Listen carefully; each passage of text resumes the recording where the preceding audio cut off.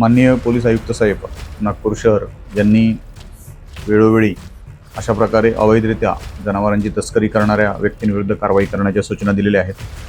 काल रात्री वरिष्ठ पोलीस निरीक्षक श्री बाबूराव राऊत हे स्वतः रात्र गस्तीसाठी होते आणि त्यांना गोपनीय माहिती मिळाली की एका ठिकाणी 4 जनावरं गोवंशीय जनावरं ही कत्तलीसाठी आणलेली आहेत।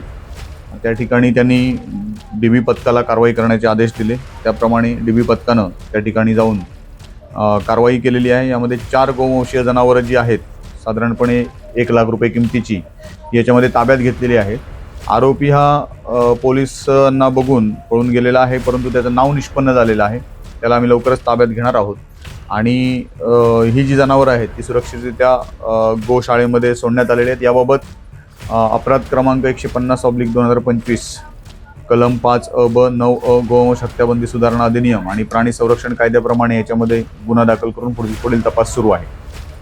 त्यामध्ये माननीय पोलीस आयुक्त साहेब, त्याचप्रमाणे माननीय DCP मॅडम आणि ACP मॅडम यांच्या मार्गदर्शनाखाली स्वतः वरिष्ठ पोलीस निरीक्षक राऊत साहेब आणि API सोनवणे आणि DB टीम यांनी कारवाई केलेली आहे। याच्यामध्ये शेख जबीर वल्द शेख ख्वाजा हा 30 वर्षीय व्यक्ती आहे, यशोवर्धनगर साईडचा राहणारा आहे।